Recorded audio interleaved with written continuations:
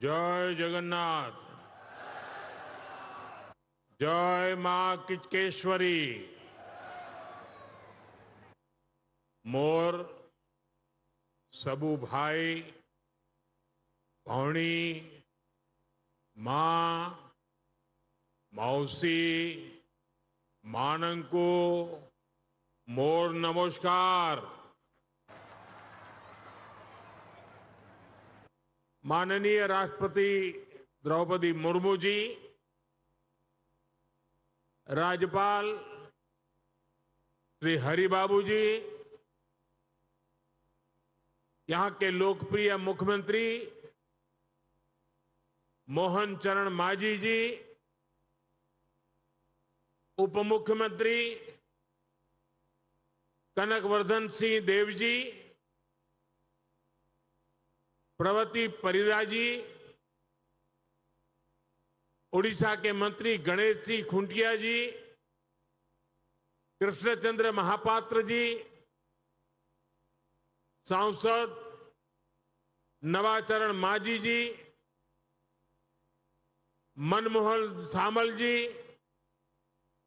बैजन पांडा जी, अन्य महानुभाव, भाइयों और बहनों, हमारा ओडिशा इन दिनों उत्सवों के आनंद में डूबा हुआ है। यहां का गणपर्व रज पिछले हफ्ते ही धूमधाम से मनाया गया है। महाप्रभु जगन्नाथ जी की रथ यात्रा की तैयारियां भी पुरजोश चल रही है। मयूरभंज के बारीपदा रथ यात्रा को लेकर भी उत्साह का माहौल है और इस सबके बीच ही लोकतंत्र का विकास का उत्सव भी चल रहा है। ओडिशा की बीजेपी सरकार ने अपने 2 साल भी पूर्ण किए हैं। इस मौके पर आप सबके बीच आना, मयूरभंज आने का ये सौभाग्य और इतनी बड़ी संख्या में आप सबकी उपस्थिति, ये अवसर मेरे लिए बहुत खास है। आपका अपनापन मुझे बार बार यहां खींच लाता है। मैं आप सभी का हृदय से बहुत बहुत अभिनंदन करता हूं और ओडिशा की जनता को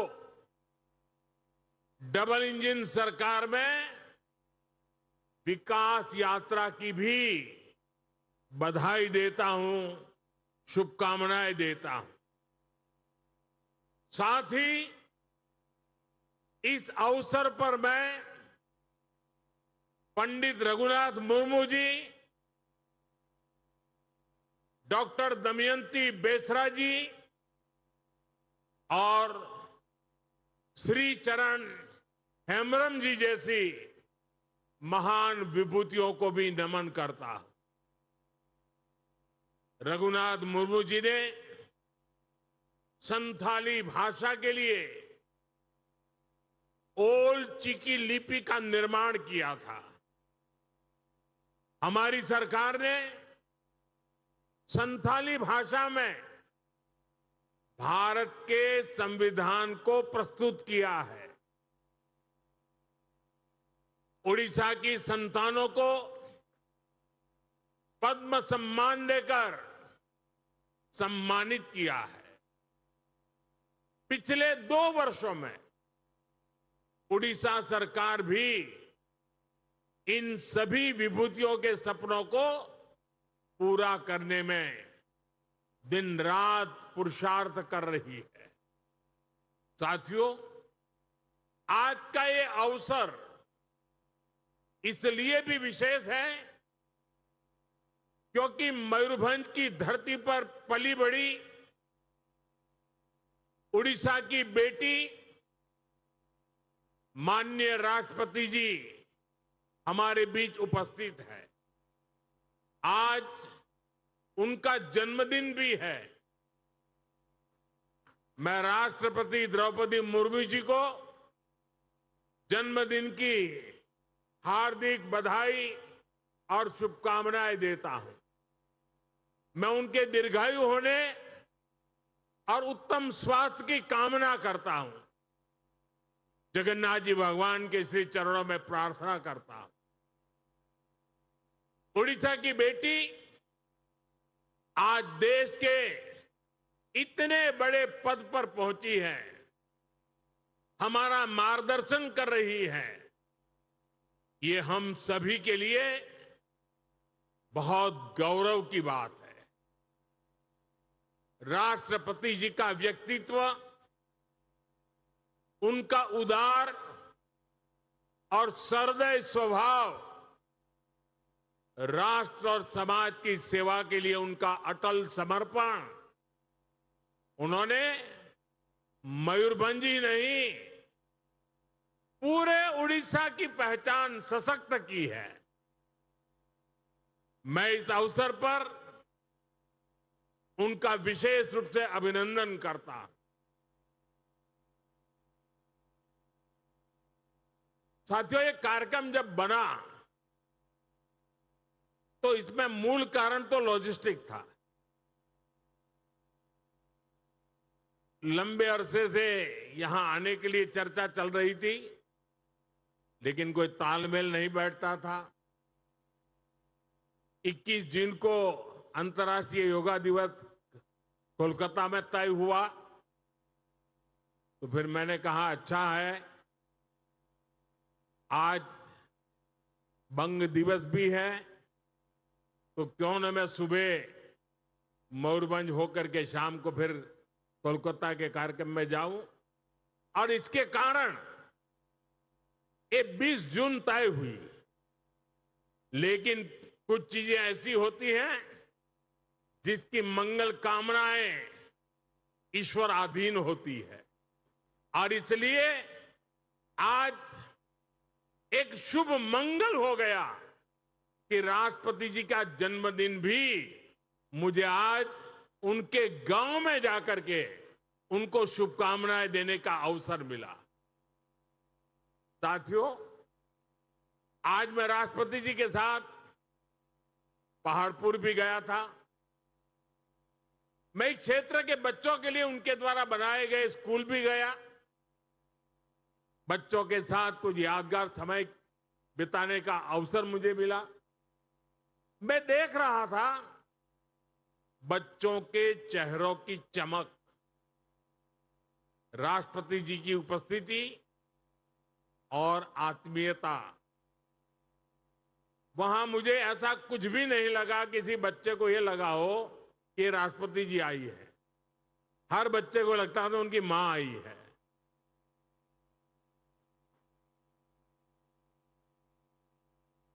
ये बच्चे भी बहुत भाग्यवान है।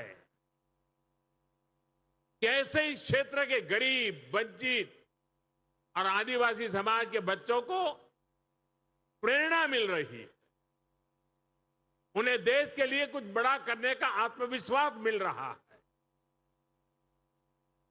मैं राष्ट्रपति जी का आभारी हूं कि उन्होंने इन अनुभवों से गुजरने का आज मुझे अवसर दिया। ये मेरा दिन एक प्रकार से मेरी शिक्षा का दिवस था, कुछ सीखने का अवसर था मेरे लिए। साथियों, मैं आपको सरकार का ये निर्णय भी बताना चाहता हूं कि पहाड़पुर गांव को अब तेजी से सूर्य ग्राम, सोलर विलेज के रूप में विकसित किया जाएगा। यानी यहां हर घर में सोलर बिजली बने इसे सुनिश्चित किया जाएगा। और हम तो बड़ा गर्व के साथ कह सकते हैं कि यही उड़ीसा है जहां कोणार्क में सूर्य मंदिर की एक पहचान है। वैसे ही पहाड़पुर सूर्यग्राम की पहचान बन जाएगा। सूर्य घर के ये पूरा गांव सोलर विलेज के रूप में पहचाना जाए, इस दिशा में काम तुरंत शुरू हो, ऐसी मेरा प्रयास रहेगा। इस अभियान से पहाड़पुर के लोगों को मुफ्त सोलर बिजली भी मिलेगी और ज्यादा बिजली होगी, वो उनकी आय भी बढ़ाएगी। साथियों, उड़ीसा में डबल इंजन सरकार के 2 साल कई मायनों में ऐतिहासिक रहे। मुख्यमंत्री मोहन चरण मांझी जी के नेतृत्व में आज उड़ीसा तेज गति से विकास के रास्ते पर आगे बढ़ रहा है।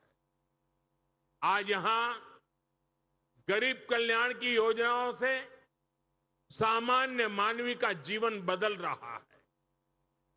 ओडिशा में आर्थिक गतिविधियां, निवेश और उद्योगों को आकर्षित करने का सामर्थ्य आज नजर आ रहा है।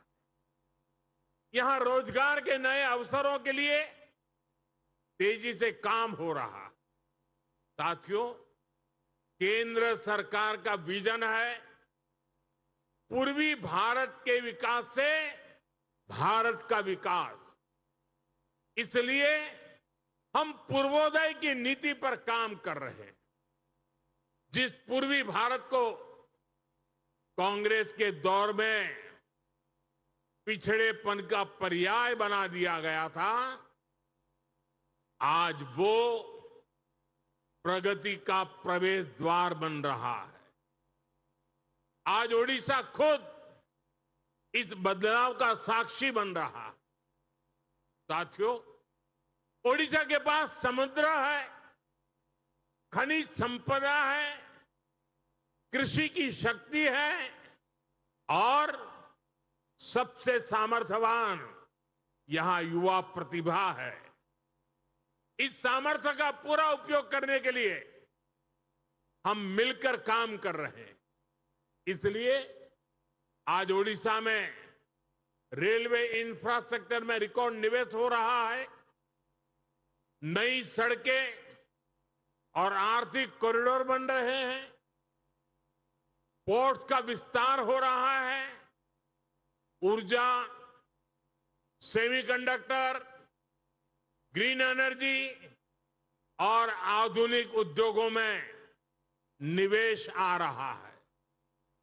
आज भी यहां ओडिशा के विकास से जुड़ी अनेक महत्वपूर्ण परियोजनाओं का लोकार्पण और शिलान्यास हुआ है। इन परियोजनाओं पर लगभग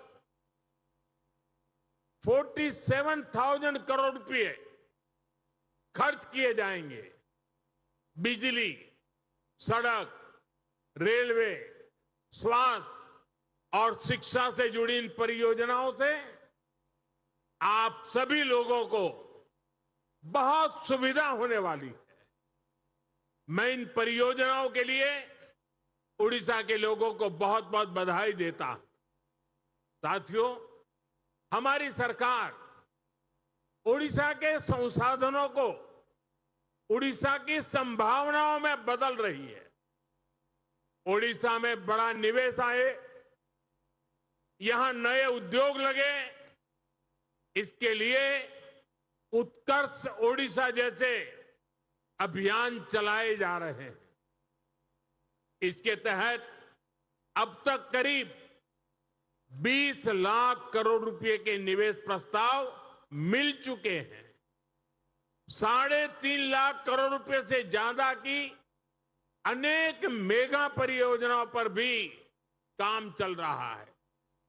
उद्योगों के लिए अनुकूल वातावरण बने, इसके लिए उड़ीसा के समग्र विकास पर ध्यान दिया जा रहा है। पावर सेक्टर में 6,000 करोड़ रुपए से ज्यादा का निवेश हो रहा है। समृद्ध शहर योजना के तहत शहरी विकास को गति दी जा रही है। आने वाले वर्षों में इन प्रयासों का परिणाम हमें देखने को मिलने वाला है। साथियों, डबल इंजन सरकार की डबल विशेषता यह है कि वो खुद जनता तक पहुंचती है। हमारा प्रयास है कि सामान्य नागरिक को किसी समस्या के समाधान के लिए अनावश्यक चक्कर न लगाने पड़े। इन्हीं प्रयासों का परिणाम है कि युवाओं, महिलाओं, किसानों और आम लोगों की अपेक्षाएं आज पूरी हो रही है। आप देखिए, धान खरीद में किसानों को 3,100 रुपये प्रति क्विंटल देने का निर्णय लिया गया। सुभद्रा योजना के माध्यम से 1 करोड़ से अधिक माताओं और बहनों तक आर्थिक सहायता पहुंचाई गई। आयुष्मान भारत को लागू करके ओडिशा के परिवारों के लिए देश भर के अस्पतालों में इलाज का रास्ता खोला गया। आदिवासी विद्यार्थियों की पढ़ाई बीच में न छूटे, इसके लिए माधोसी हाथ खर्चा योजना शुरू की गई। महाप्रभु श्री जगन्नाथ जी के भक्तों की भावनाओं का सम्मान करते हुए श्री मंदिर के श्रद्धालुओं के लिए सारे द्वार खोल दिए गए, चारों चार द्वार खोल दिए गए। डबल इंजन की ताकत मिलने से आज यहां चारों दिशाओं में विकास सुनिश्चित हो रहा है। साथियों, यहां बीते दिनों स्वच्छता को लेकर जो विशेष अभियान चला है, उसकी भी मुझे जानकारी मिली है और मैं देख रहा था सोशल मीडिया में तो सफाई अभियान छाया हुआ है। यानी स्वच्छता से स्वागत। मैं उड़ीसा की इस पहल के लिए यहां के नागरिकों का, सरकार का, मुख्यमंत्री जी का इस प्रशंसनीय पहल के लिए बहुत ही प्रशंसा करता हूं, संतोष व्यक्त करता हूं। साथियों, स्वच्छता हमारे जीवन शैली का हिस्सा होनी चाहिए, हर रोज की आदत होनी चाहिए। मैं यहां स्वच्छता अभियान से जुड़े सभी लोगों का हृदय से बहुत बहुत अभिनंदन करता हूं। साथियों, मैंने अपने जीवन का कुछ महत्वपूर्ण कालखंड जनजातीय क्षेत्रों में एक वॉलेंटियर के रूप में काम करते हुए बिताया है। माननीय राष्ट्रपति जी तो बरसों तक ऐसे क्षेत्रों में चुनौतियों का सामना करती रही है। आप और हम जानते हैं कि जनजातीय क्षेत्रों में जीवन की सुविधाएं आसानी से नहीं पहुंचती थी। इसलिए हमारी सरकार ने जनजातीय विकास को बहुत प्राथमिकता दी। हमने ऐसे इलाकों को सुविधाओं से जोड़ने के लिए धरती आबा जनजातीय ग्राम उत्कर्ष अभियान शुरू किया। इसके तहत स्वास्थ्य, शिक्षा, सड़क, आवास से जुड़े विभाग मिलकर के सर्वांगीण विकास के लिए काम कर रहे हैं, ताकि वहां रहने वाले लोगों की कठिनाइयां दूर हो सके। इसी तरह पीएम जनमन अभियान तो राष्ट्रपति जी के साथ हुई चर्चाओं का, उनके मार्गदर्शन का ही परिणाम है। ये विशेष रूप से देश के ऐसे जनजातीय समूहों के लिए हैं जो जनजातीय समुदाय में भी सबसे पीछे रह गए हैं। ऐसे जनजातीय समुदायों तक अब सरकार स्वयं चलकर उनके गांव, उनके दरवाजे तक पहुंच रही है। साथियों, आदिवासी समाज के उत्थान के लिए हम आदिवासी युवाओं को शिक्षा और रोजगार के अवसरों से जोड़ रहे हैं। इन बच्चों को पढ़ाई की बेहतर सुविधा मिले, इसके लिए देश में करीब 500 एकलव्य मॉडल स्कूल खोले गए हैं।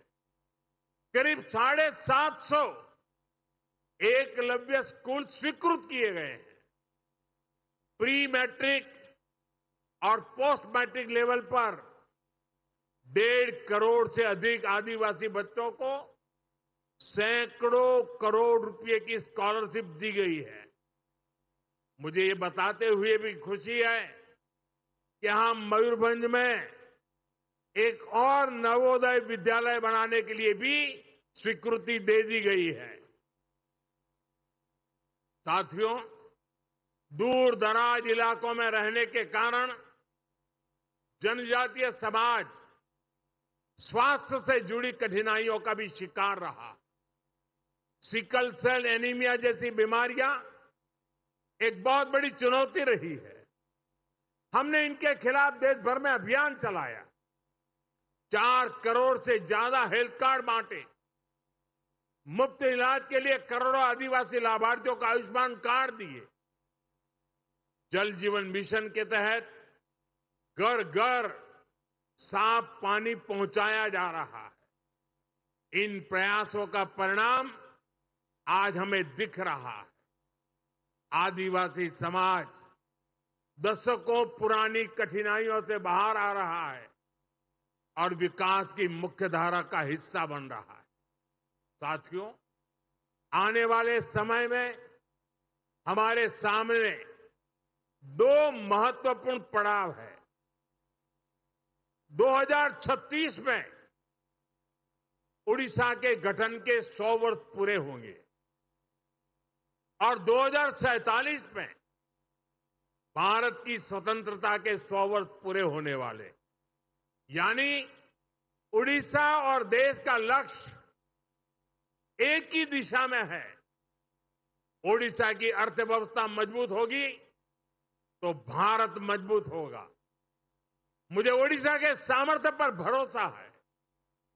हमें मिलकर ओडिशा को विकास की बुलंदियों पर पहुंचाना है। साथियों, कल 21 जून को अंतर्राष्ट्रीय योग दिवस भी मनाया जाना है।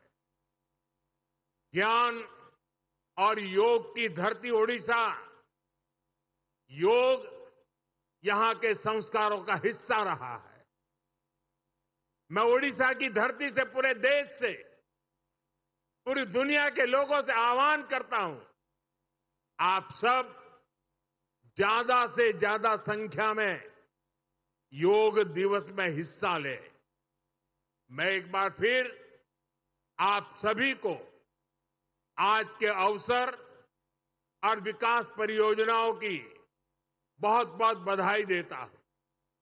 मैं माननीय राष्ट्रपति जी का विशेष रूप से आभार प्रकट करता हूं कि मुझे उनके साथ उनकी कर्मभूमि को देखने का मौका मिला। एक बार फिर उन्हें जन्मदिन की बहुत बहुत बधाई, बहुत बहुत धन्यवाद। जय जगन्नाथ, जय जगन्नाथ, जय जगन्नाथ।